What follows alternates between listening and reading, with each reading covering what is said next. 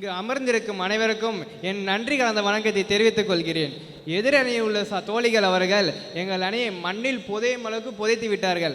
ஆனாலும் செடியாக முளைத்து மீண்டும் மறுமலர்ச்சி பெறுவோம் என்று எனது வீர உரையை தொடங்குகிறேன். சமூக வலைதளங்கள் மாணவர்களுக்கு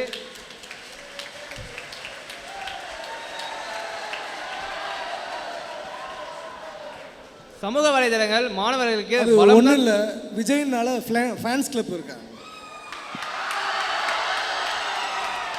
இதேதான் இந்த சமூக வலைதளத்தில் இன்டர்நெட்டு கூகுள் இது இல்லாமல் எதுவும் இயங்காது என்று கூறுகிறேன். இன்டர்நெட்டு கூகுள்லாம் நம்மளுக்கு கொடுத்த ஒரு வரம்னு சொல்லலாம். கூகுள் மேப் பொய் சொல்லாதா?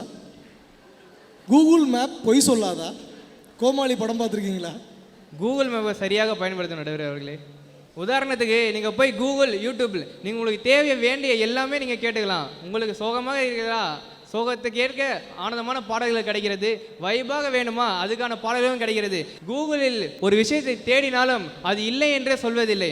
ஆணும் பெண்ணும் இல்லாத ஒரு உலகத்தை கற்பனை கூட பார்க்க முடியாது என்ற பட்சத்தில் ஆன்லைனும் பென்ட்ரைவும் இல்லாத உலகத்தை நம்மால் கற்பனை கூட செய்து பார்க்க முடியாது. இன்றைக்கெல்லாம் பார்த்தீங்கன்னா நான்லாம் மைசூர்லேருந்து ஒசூர் வரையும் போகிறேன். அவ்வளோ பெரிய லாங் டிரைவ் கூட இந்த பென்ட்ரைவ் தேவைப்படுது பாட்டு கேட்குறதுக்கு. நீங்களே இந்த கொரோனா காலத்தில் யோசிச்சு பாருங்கள், எவ்வளோ சம்பவம் நடந்துச்சு. ஊரடங்கு 144 தடை. அதில் இந்த ஆன்லைன் கிளாஸ் படிப்புக்காக பெற்றவங்க கடனோட வாங்கி நகையெல்லாம் அடமானம் வச்சு தம் பிள்ளைங்களுக்கு வாங்கி கொடுத்தது என்ன? நீங்களே சொல்லுங்கள். ஸ்மார்ட் ஃபோன் தான். ஸ்மார்ட் ஃபோன், டேப் அந்த மாதிரி வாங்கி கொடுத்து படிப்புக்கு அவசியமான வலைதளங்களை இவங்க பலவீனம் எப்படி கூறுகிறார்கள்? இந்த காலத்திலலாம் பள்ளிக்கூடத்தில் ஃபோன் எடுத்துகிட்டு வரக்கூடாதுன்றாங்க. ஆனால் இன்றைக்கி பார்த்தீங்க ஃபோனுக்குள்ளே பள்ளிக்கூடம் வந்தாச்சு. CCTV camera. இன்றைக்கு ஒரு திருட்டு நடக்கணும்னா கூட அந்த சிசிடிவி கேமரா வந்து பயப்படுறாங்க. ஒரு சில விஷயங்களை கண்டுபிடிக்கிறது, திருட்டு நடக்காமல் இருக்க இந்த சிசிடிவி கேமரா இதெல்லாம் எவ்வளோ உபயோகமாக இருக்குது சொல்லுங்க நடுவர்களே. நல்லா கேளுங்க. இன்றெல்லாம் அந்த காலத்துலலாம் தங்கள் திறமைகளை வெளிக்காட்டுறதுக்கு நாடாக ஊராக செல்கிறாங்க. ஆனால் இன்று அப்படி இல்லை. தனக்கு திறமை இருக்கிறதா ஃபோனை எடுத்துக்கொள்கிறான், யூடியூப்பா அதில் அவனுக்கு ஐடி கிரியேட் பண்ணிக்கிறான். அவனுக்கு தெரிந்த நல்ல செய்தியோ கெட்ட செய்தியோ அதில் நல்லதை மட்டுமே பாருங்கள், நல்ல செய்தியோ அதை மட்டுமே பகிர்ந்து அவன் மூலமாக அவன் அறிவையும் அவன் திறமையை வளர்த்து கொள்கிறான். உங்களுக்கு இந்த வில்லேஜ் குக்கிங் சேனல் தெரியுறேன். இன்னைக்கு ஒரு ஒரே புடியில் 10 கோடி சப்ஸ்கிரைபர் பிடிச்சிட்டு போயிட்டான் பார்த்தீங்களா? ஆனால் அவங்களோட ட்ரஸ்ட் நடத்துறாங்க. அவங்களுக்கு ஆதரவளித்த மக்களுக்கும் மிகவும் நன்றி அளிக்கிறேன். சமூக வலைதளங்கள் தீங்கு வராமல் ஊகிப்பது அவரவள் கையிலே உள்ளது.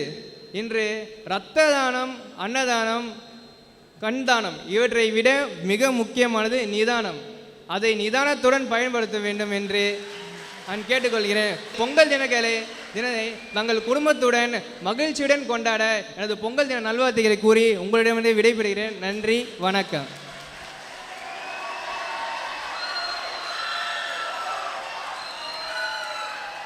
நல்ல பதிவு. அது என்னமோ தெரியல, விஜய்னு பேர் வச்சாலே ஃபேன்ஸ் கொஞ்சம் அதிகம்.